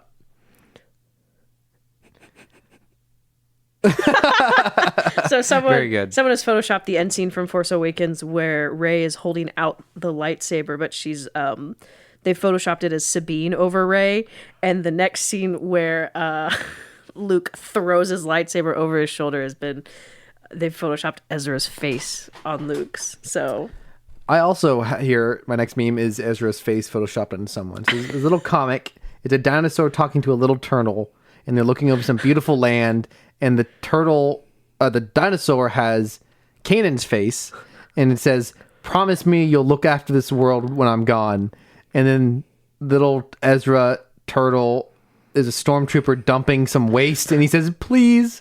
And then there's a blue man with a chainsaw, presumably it's Thrawn, and little Ezra turtle says, "Please." And then he returns back to the same land, but it's all destroyed, and it said, "I promised." That's awful. Did you make that one? Why would I tell you if I made it or not? That's awful. Some of my favorite memes last week were one of my favorite things from the episode last week. Live reaction. It's the scene where Thrawn looks at Morgan Elsbeth and says, "Her master was Anakin Skywalker." He's like looks up from his data pad. And he's like, we don't really see Thrawn get fearful a whole lot, but that man looked a little unnerved. And it's captioned with live blank reaction, but with just a smaller, more condensed version of shocked Thrawn over it. So, good. This is a scene from The Simpsons. There's a man looking out over the town, and he's labeled Thrawn, and he says, "You're out there somewhere, Ezra Bridger, and I'll find you." Then there's a shot of the city. "No, you won't." Thrawn, "Yes, I will."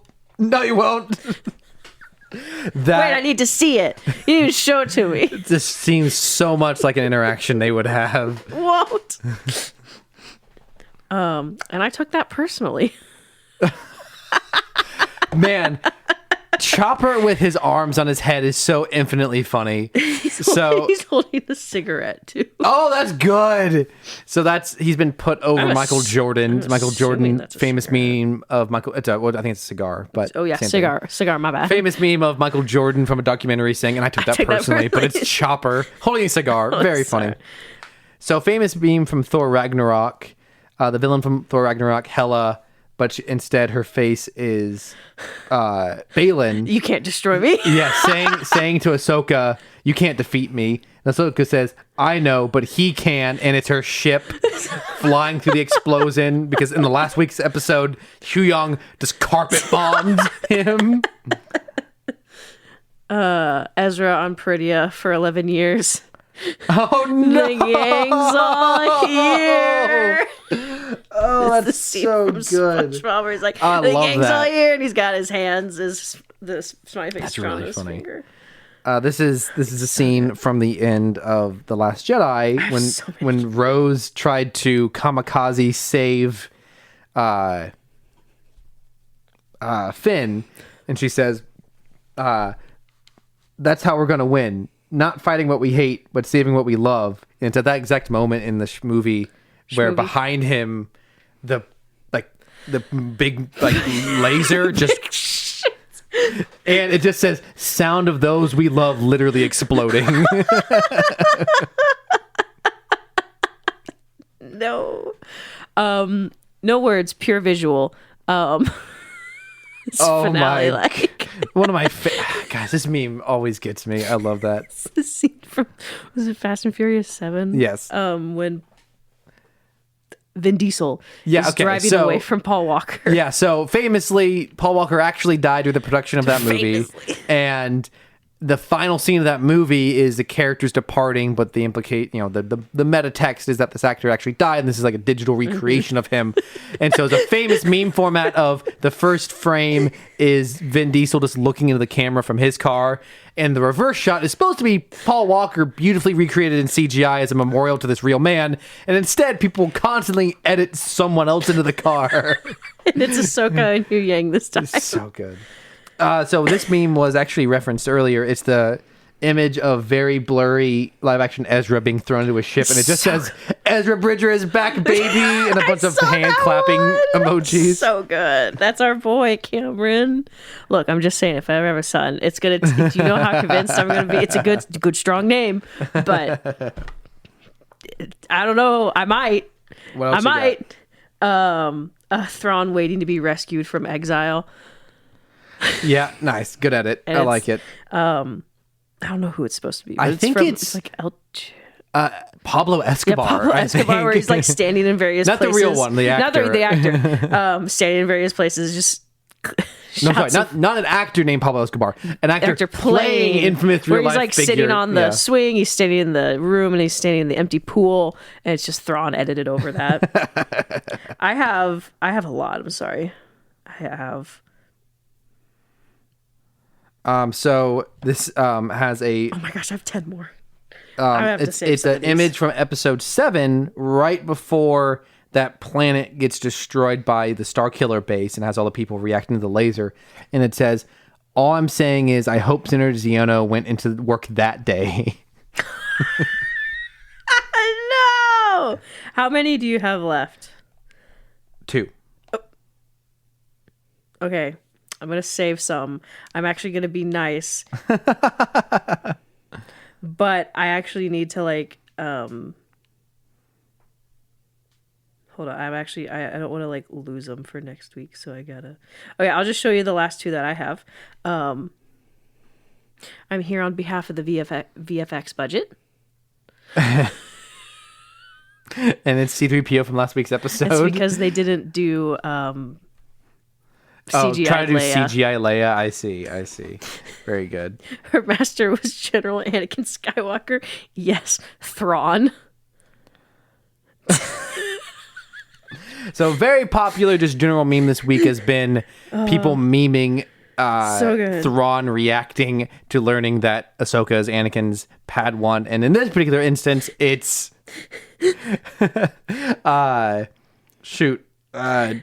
I cannot think of his name. It's horrible. It's Cillian Murphy. Oppenheimer.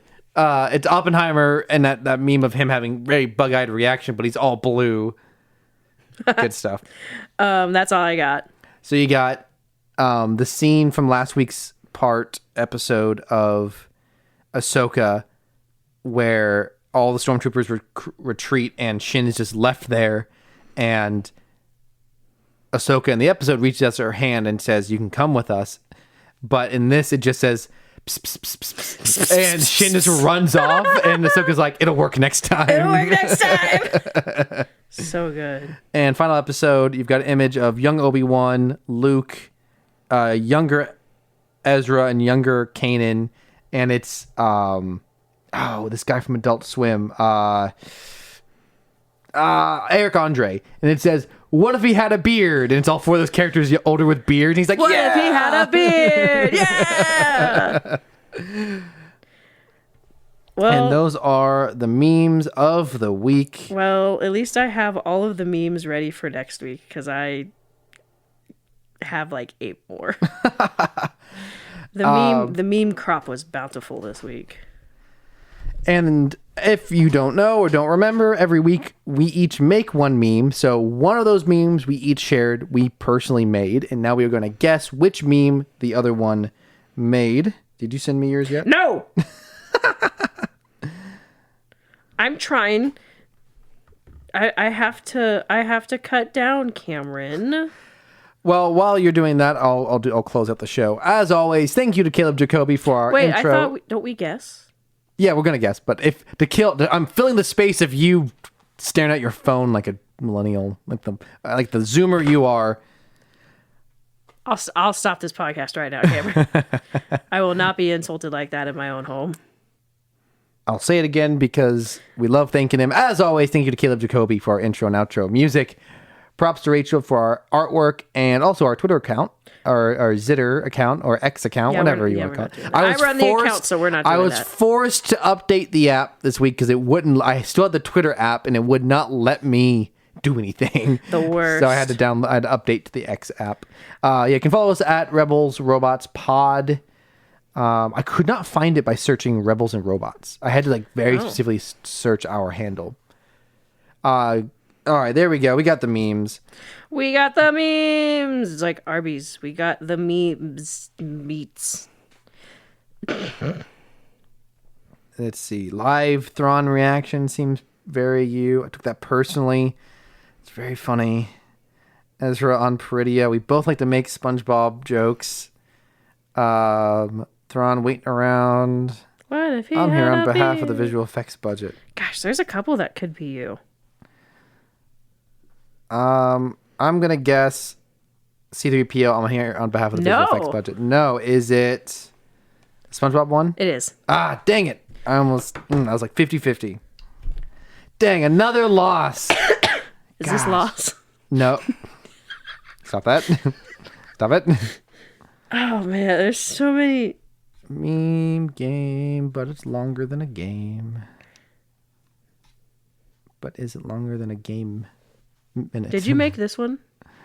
Thrawn the yelling Simpsons one? on The Simpsons. No, I did not make that one. Okay. You guessed it correctly during the game. Really? It was this. Yeah. It was the comic. I do comics a lot because I really love inserting characters in the comics. And I thought I would give myself away, but it was too funny. I really wanted to bum you out. So what threw me is the blue guy. Was it already blue? No, he was not originally blue. You edited someone's original creation? Yeah, I also added plagiarism. Faces plagiarism. on. I didn't plagiarism. The name of the author is still on there. I did not claim I made the comic. Plagiarism. I just really wanted to bum you out. As soon as I saw that comic, I was like, I can really bum. Can't stand you. I'm trying to find my. Hey, we both lost. Yeah, I guess that's something. I was so close. I'm trying to find my. Oh, here it is. My Excel sheet. I gotta update the Excel sheet. Oh wow, you're old. What? Old? Let me update the old Excel sheet. And okay, there it is. Updated. Good times. You can see all these memes on our Twitter account as well as our Facebook account. What's the score? It's it is currently 7-6-9-5. I would think 9 and 6. Well, no, okay. It should total up to 13. So yes. So 9 and 5. Yes. No. 9 and 4? I already have 9 and 4 as mine. Did I accidentally? So you had 9. Let me check out my document. It should total up. Oh shoot, I messed up my score again, I think. Wait, no. Rachel, keep numbers correctly. Challenge impossible. Stop. I actually gave myself a point. No, I won last week. You did. You should be 9 and 4. Okay. Are you 7 and 5? And I'm 7 and... Why are we both so bad at math? We both won last week. 7 No, plus... I lost last week. I'm pretty sure. I thought I did. 7 plus 5 is 12. No, I did win last week. Yeah. Okay. So yeah, 7. I'm 7 and 6. which is 12. But 7 and 6 totaled up to 13. It needs to total up to 13. Okay. But I have it as 7 and 5 last week, which is 12. But I have 9 and 4. So you were 9 and 3 last week.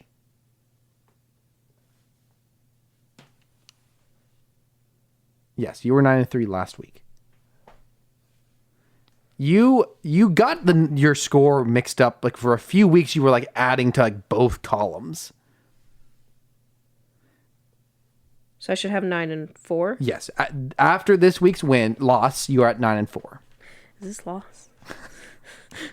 Well, I guess I have a public Twitter apology to make that I don't know how to do math. I don't think anyone's gonna be devastated. Okay. Closing out this week. What else? We have to thank our lovely editor, who's not even been in the room tonight. She's been asleep all night.